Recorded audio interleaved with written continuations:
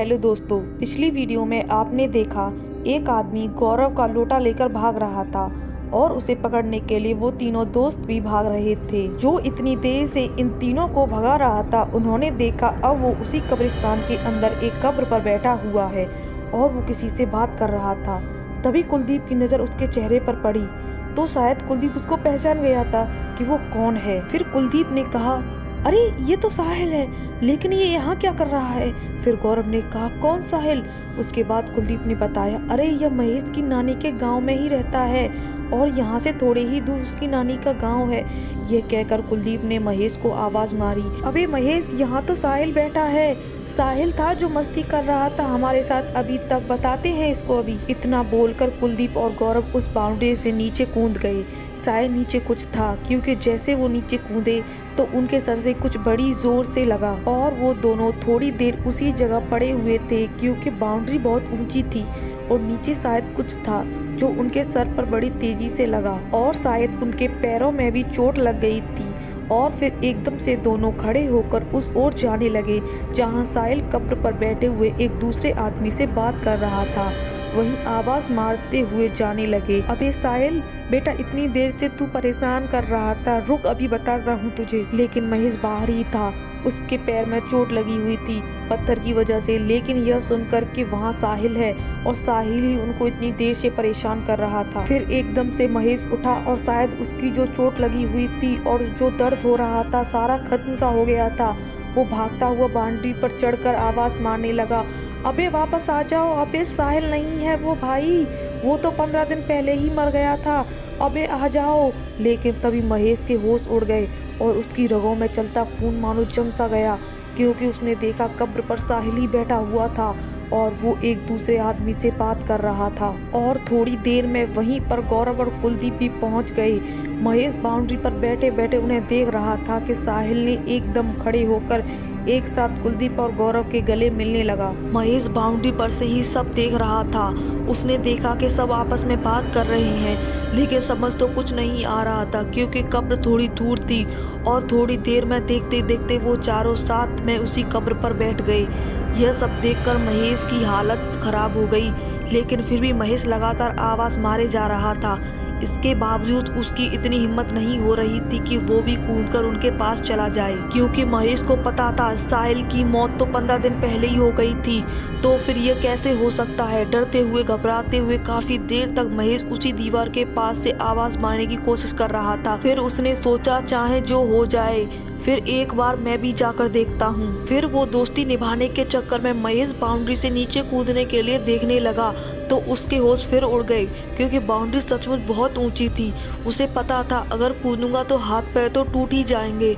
और वो यह भी सोच रहा था, यह दोनों इतनी ऊंची बाउंड्री से भला कैसे कूद गए। फिर वो कब्रिस्तान से बाहर आकर सड़क पर देखने लगा आसपास कोई तो मदद मांगने के लिए, लेकिन उस समय अंधेरी रात में वहाँ कोई नजर नहीं आया। महेश बहुत परेशान था, जबकि उसके दोनों दोस्त कब्रिस्तान में थे। और डरने की बात तो यह थी कि वो दोनों साहिल के साथ थे और साहिल को मरे हुए 15 दिन हो चुके थे। यही सब सोचते हुए और घबराते हुए महेश वहाँ उस ओर से भागने लगा जहाँ शादी हो रही थी, क्योंकि वहाँ उसके गाँव के सब लोग थे। महेश पूरी जान लगाकर भाग रहा था और थोड़ी देर में वो टेंट पे पहुंच गया। वहाँ सब लोग इधर उधर चारपाई पर सो रहे थे। उसने सबको बारी बारी से उठाने की कोशिश की और वहाँ जोर जोर से चिल्ला रहा था कि कुलदीप और गौरव कब्रिस्तान में है, चलो कोई बचाने चलो कोई, अरे सुन क्यों नहीं रहे हो तुम लोग। लेकिन उसके बार बार चीखने और चिल्लाने और आवाज मारने पर किसी ने कोई असर नहीं हो रहा था। सब लोग इतनी गहरी नींद में सो रहे थे कि महेश के बार बार कोशिश करने के बावजूद किसी पर कोई असर नहीं हो रहा था। उसके बाद वो गुस्से में जाकर एक किनारे बैठ गया और यही सोच रहा था, न जाने किस हाल में होंगे वो दोनों और आज किस मुसीबत में फंस गए। यह सब सोचते हुए वो रात बीत गई और जब सुबह हुई तो सब लोग जागे। तो फिर महेश सबके पास जाकर बताने की कोशिश कर रहा था कि गौरव और कुलदीप कब्रिस्तान में फंस गए थे और वो अभी तक वापस नहीं आए। लेकिन उसकी बात सुनना तो दूर, कोई उसकी तरफ देख भी नहीं रहा था। गुस्से में आग बबूला हो चुका महेश, उसने सोचा चाहे कुछ भी हो जाए, अब मैं खुद ही जाऊंगा। और फिर वो वहाँ कब्रिस्तान की तरफ भागता हुआ जाने लगा और यही सोच रहा था न जाने क्या हो गया है इन लोगों को, ना कुछ दिखाई दे रहा है ना कुछ सुनाई दे रहा है। और इधर टेंट में सब लोग महेश, कुलदीप और गौरव को ढूंढ रहे थे। रात से ही वो सब सोच रहे थे ये तीनों गए कहाँ, क्योंकि उनका फोन भी नहीं कोई उठा रहा था। फोन की घंटी लगातार बज रही थी लेकिन कोई फोन नहीं उठा रहा था। सब लोग बहुत परेशान थे, यही सोच रहे थे आखिर गए कहाँ ये तीनों। और थोड़ी देर बाद कुलदीप के पिताजी के फ़ोन पर कुलदीप के नंबर से फ़ोन आया और जब उसके पिताजी ने फ़ोन उठाया तो फ़ोन की दूसरी तरफ से आवाज़ आई, ये किसका नंबर है।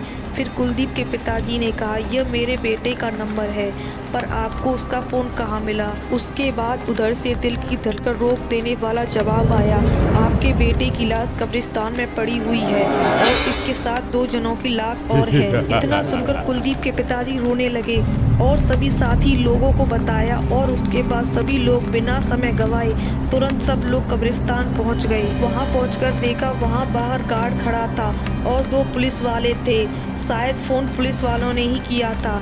फिर पुलिस वालों ने बताया एक लाश तो बाहर ही पड़ी थी और उसके सर पर चोट लगी हुई थी और 2 लोगों की लाश कब्रिस्तान के अंदर दीवार के पास पड़ी हुई थी। उन्होंने बताया शायद इन दोनों की मौत दीवार कूदने से समय नीचे जो रॉड नीचे लगी हुई थी उसी से चोट लगने के बाद हो गई, यानी महेश की मौत उसी समय हो गई थी जब वो आदमी के ऊपर से पत्थर मार रहा था। कुलदीप और गौरव की मौत उस ऊंची दीवार को कूदते समय नीचे सरिया और ईंटों पर गिरने से हो गई थी। तो दोस्तों आपको वीडियो कैसी लगी कमेंट करके ज़रूर बताएं और वीडियो को लाइक करें और हमारे चैनल को सब्सक्राइब करें। धन्यवाद।